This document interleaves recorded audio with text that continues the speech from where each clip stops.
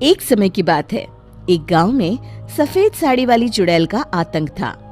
चुड़ैल रात भर गांव में घूमती और गांव का जो भी आदमी उसे दिखाई देता उसे वो घायल कर देती।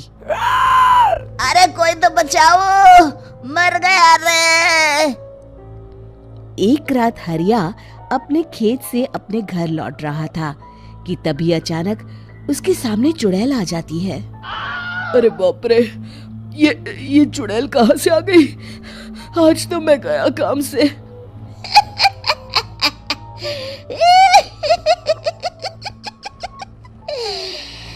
आज मुझे मेरा शिकार मिल गया। अरे चुड़ैल दीदी, मुझे छोड़ दो। जैसे ही चुड़ैल हरिया की तरफ बढ़ती है, हरिया वहां से भाग जाता है और अपने घर के दरवाजे पे पहुंचता है। अरे भगवान, जल्दी से दरवाजा खोलो, मेरे पीछे चुड़ैल पड़ी है।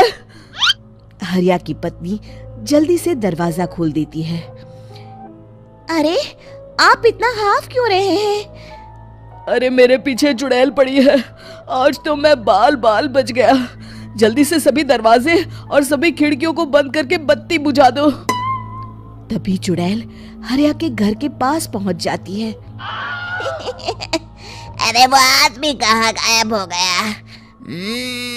मैं भी देखती हूँ आखिर कब तक बचेगा। मैं अपने शिकार को इतनी आसानी से नहीं छोड़ती। इतना कहकर चुड़ैल वहां से चली जाती है। वहीं दूसरी तरफ हरिया और उसकी पत्नी दोनों अपने घर की खिड़की से ये सब देख रहे होते हैं। अरे बाप रे, ये तो बड़ी डरावनी चुड़ैल थी। अगले दिन ये बात आग की तरह पूरे गांव में फैल जाती है और धीरे धीरे लोग चुड़ैल के डर के मारे शाम होते ही अपने घरों से बाहर निकलना बंद कर देते हैं। कुछ दिनों के बाद भाई, मैंने तो इस चुड़ैल के डर के मारे रात को अपने खेतों को पानी देना बंद कर दिया है। कहीं मेरी फसल सूख गई तो मैं तो कहीं का नहीं रहूंगा। साहूकार का कर्जा कैसे चुकाऊंगा? अरे भाई, पूरे गांव वालों का यही हाल है। पता नहीं ये चुड़ैल हमारे गांव में कहां से आ गई। फिर एक दिन गांव के पास वाली नदी के किनारे एक बहुत बड़े तांत्रिक के आने की बात कुछ गांव वालों को पता चलती है। वो लोग जाके ये बात गांव के मुखिया को बताते हैं। मुखिया जी, नदी के किनारे एक बहुत ही पहुंचे हुए तांत्रिक बाबा आए हैं। हमें उनसे मदद मांगनी चाहिए। मैंने सुना है वो बड़े बड़े भूतों और चुड़ैलों को अपने वश में कर लेते हैं। मुखिया जी सभी गांव वालों को लेकर उस तांत्रिक के पास पहुंच जाते हैं।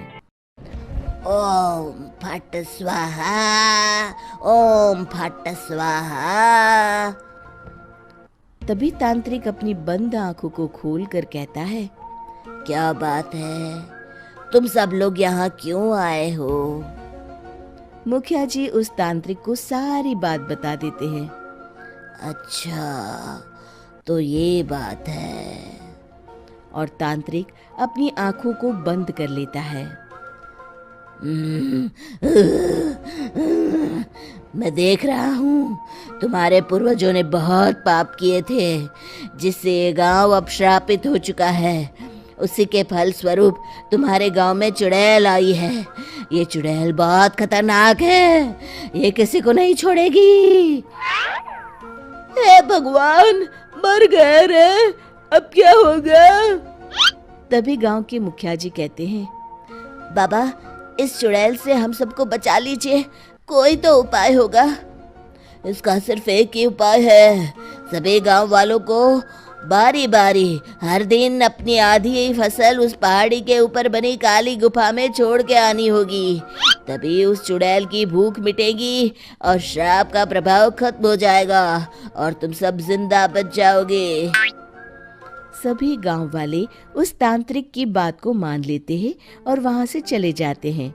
फिर अगले दिन से रोज उस गांव के लोग बारी बारी से अपनी आधी फसल उस काली गुफा के पास जाकर रखाते। कुछ दिनों बाद हरिया की बारी आती है। बाप रे, आज तो मेरी बारी है उस काली गुफा में जाने की। क्या करूं, वो तो बड़ी खतरनाक चुड़ैल है। मेरे तो हाथ पैर कांप रहे हैं।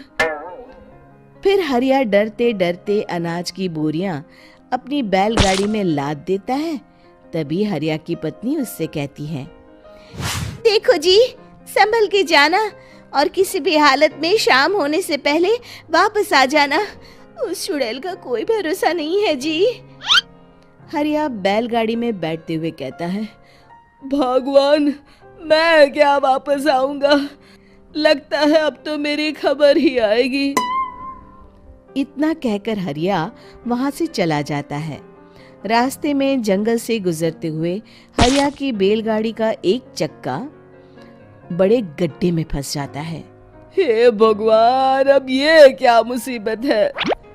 हरिया नीचे उतर के पूरी ताकत से अपनी बैलगाड़ी को गड्ढे से निकालने की कोशिश करता है। बहुत देर मेहनत करने के बाद हरिया की बैलगाड़ी उस गड्ढे से बाहर निकल जाती है। हे भगवान, अब तो शाम होने वाली है। आज तो मैं गया काम से। जैसे तैसे हरिया काली गुफा में पहुंच जाता है। अरे मर गया रे, यहाँ तो चारों तरफ डरावना माहौल है। मैंने यहाँ आने में बहुत देर कर दी, कहीं चुड़ैल नाराज ना हो जाए। हरिया अनाज की बोरियां वहां रख के जैसे ही जाने लगता है, तभी उसे किसी के आने की आवाज सुनाई देती है। हरिया एक कोने में छुपकर अंदर देखने लगता है। चुड़ैल वहां आती है और फिर अपने चेहरे से नकली चुड़ैल का मुखौटा निकाल देती है। हरिया ये देख के हक्का बक्का रह जाता है। तभी चुड़ैल कहती है, भैया यहाँ आना। आज तो बहुत अनाज आया है, इसे मिलाकर अब हमारे पास ढेर सारा अनाज जमा हो गया है।